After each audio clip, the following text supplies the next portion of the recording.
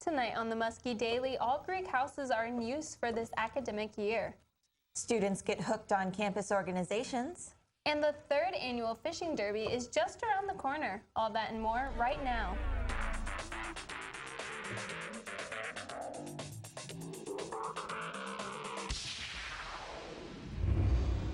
Good evening and thanks for tuning in to the Muskie Daily. I'm Lindsay Graff. And I'm Carissa Kent. Organizations lined the quad today for the Involvement Fair. This is an annual event where Muskegon University organizations can be out to show other students what the organization has to offer. This is a great opportunity for students, especially first-year Muskies, to see what Muskegon University has to offer them. This event offers a spot for organizations like Greek Life, Honoraries, Major Base Clubs, and special interest groups. Even Student Life joins in festivities for students to meet the adults they will see throughout the year with activities. At 5 o'clock, we have a new member meeting where you have their music on Kayla and I screen it, and so we decide what. Associate Professor of Communication Lisa Marshall is this year's recipient of the William Oxley Thompson Award for Excellence in Teaching. This award is presented to a faculty member who showcases the highest level of teaching. Dr. Lisa Marshall is the advisor for WMCO and the Black and Magenta, as well as a professor for the Communication, Media, Theater Department. Dr. Marshall is known for her dedication, hands-on experience, and mentorship. Deadlines for this award nominations are in the spring, and the award winner is then announced during the following fall faculty conference. All Greek housing is back this year with the reinstatement of the Kappa Sigma and Phi Kappa Tau houses. Both groups previously lost housing privileges but have met the requirements to reclaim their houses.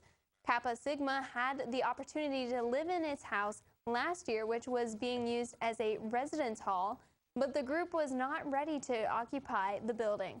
The Phi Kappa Tau fraternity lost its housing during the last school year, but met the requirements to get it back this year. Director of Greek Affairs Stacey Allen also says that the Mace Club is now starting to reorganize the group, and Mace is the only Greek organization currently not active on campus. There have been some changes to the Muskegon University academic catalog. This fall 2015 school year has introduced the new freshmen to the general education requirements. Previous years, students would need to complete the liberal arts essentials in order to graduate. Upperclassmen now have the option to switch from the LAE to general education requirements. The general education requires less classes than the LAE, allowing the student to take more classes from their major.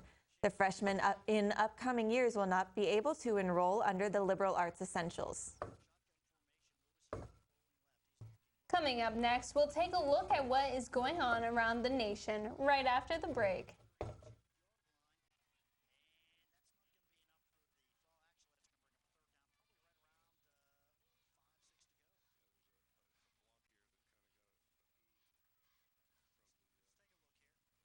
It happens.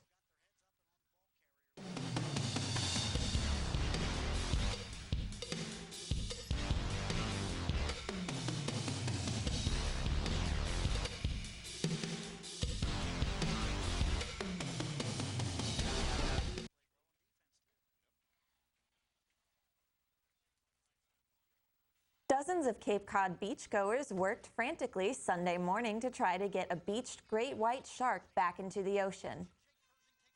A freelance photographer filmed the scene as beachgoers dug a trench and poured buckets of water on the 14-foot great white.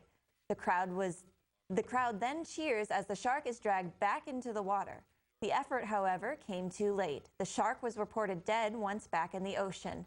A shark expert says the animals appeared to be healthy and could not determine a cause of death.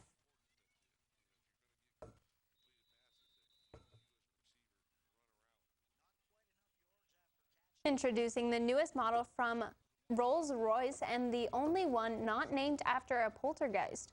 Behold the dawn. Peter Vandes Daphna got an early look at the drop-top coupe when it was under wraps. Rolls-Royce does parties like they do cars, all out. Assuming my invite wasn't a mistake, I sipped champagne at a villa overlooking California's Monterey Bay. I was about to see Rolls-Royce's brand new convertible, the Dawn. Rolls is calling this the sexiest car they've ever made, and I agree. Where other Rolls-Royces have straight lines, the Dawn has curves. Where they're imposing, the Dawn is inviting. This is a big departure from the stiff and staid product line of Ghosts, Wraiths, and Phantoms. Yes, the Dawn is the first modern Rolls not named after a ghoulish apparition. So I guess the sexy thing really wasn't that much of a contest. The newest member of the Rolls-Royce family is powered by a 563 horsepower V12 and rides on gigantic optional 21-inch wheels.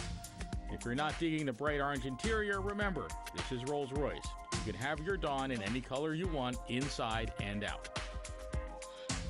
Unsurprisingly, owners of the Dawn will probably have more in common with whoever owns this house than the journalists drinking all their champagne.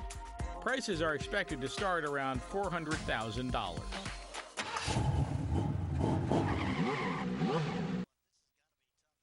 As in other Rolls-Royce cars, the Dawn's doors open backwards. They're hinged in the rear so riders step out through an opening in the front of them, rather than behind them as in most cars. Because that can make the car's big doors a little hard to close from the inside, there are buttons that operate the door closing mechanism. Coca-Cola may see a jolt in sales with the return of Surge soda to some store shelves. The citrus-flavored soda was popular in the 90s, but Coke phased it out a decade ago. Fans went crazy when Coke began selling the drink again through Amazon last year. Surge enthusiasts bought out the online supply on the first day, despite a $14 price tag for a 12-pack of 16-ounce cans. Coca-Cola isn't saying much about the return of Surge just yet, but a Surge website shows the drink for sale in the Midwest, South, Upper Great Plains, and some eastern states.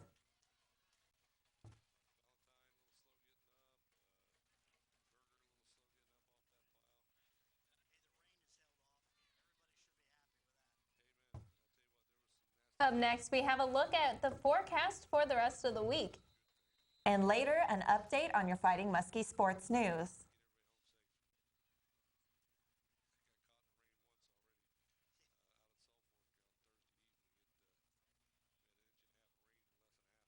We have the music. We have the cameras. We have the talent. Orbit Media, where the magic happens.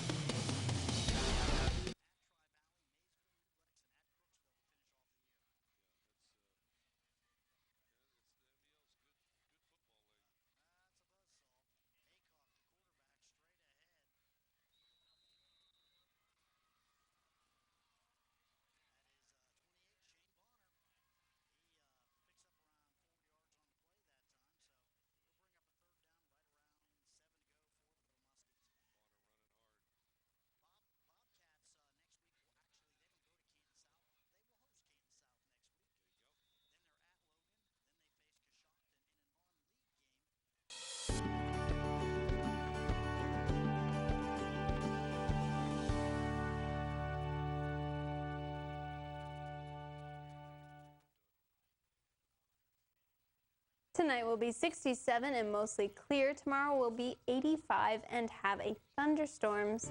And tomorrow night will be 65 with more thunderstorms.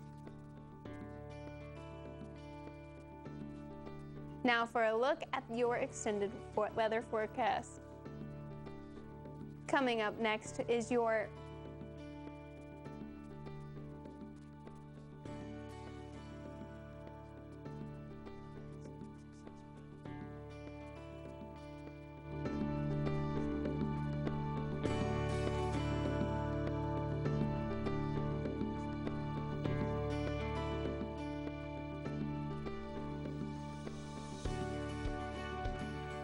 Coming up next is your Muskie Sports update after the break.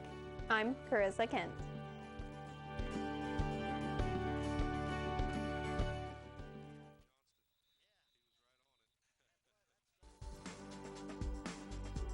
This is Will Mullins, and I want to encourage you to watch Chapel on Orbit TV Friday, Saturday, and Sunday at 5 p.m. and 10 p.m. Thanks.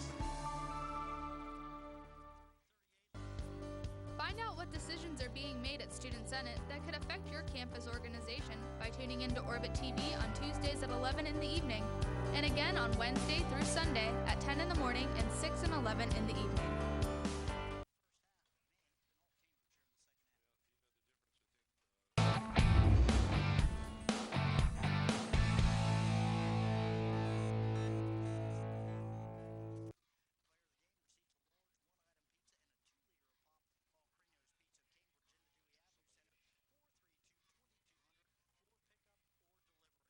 The Muskingum University football opened up their season on Saturday when they hosted Waynesburg. The Muskies fell in the contest 35-10.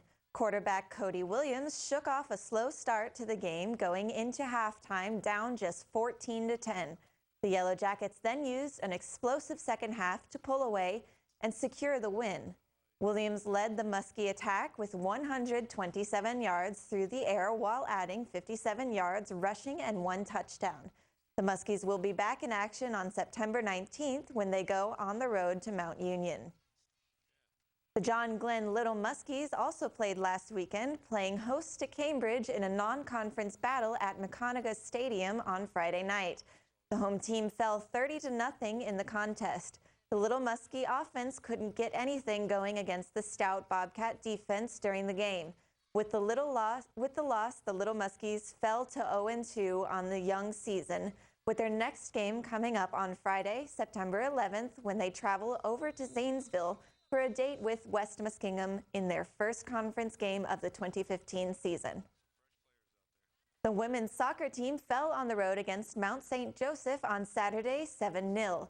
The Muskies only managed to get 2 shots off all night, with 1 being on target. The ladies will be back in action tonight as they face Worcester in their 2015 home opener. WMCO has the call with live pregame starting at 6:30. The men were also in action on Sunday, defeating Adrian 1-0 on the road. Sophomore Trent Newby scored the winning goal in the 56th minute to secure the Muskie win. The men next host Worcester on Wednesday, with game time slated for 4 o'clock. The women's golf team competed for the first time this fall at the Lynch Pfizer Invitational, which was hosted by Denison over the weekend.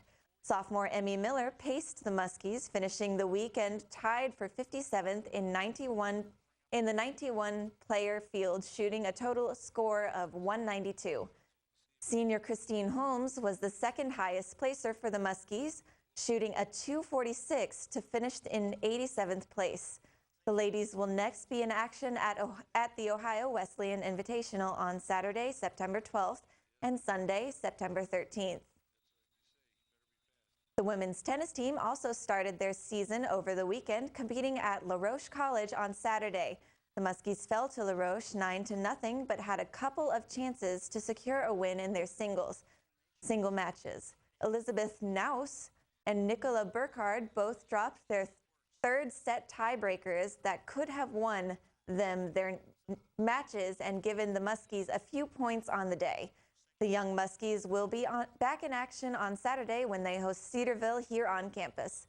The start of the match is scheduled for noon on the tennis courts. The Muskie volleyball team opened their season on Saturday, competing at the St. Vincent Invitational. The ladies returned to New Concord victorious in 3 of their 4 matches on the day.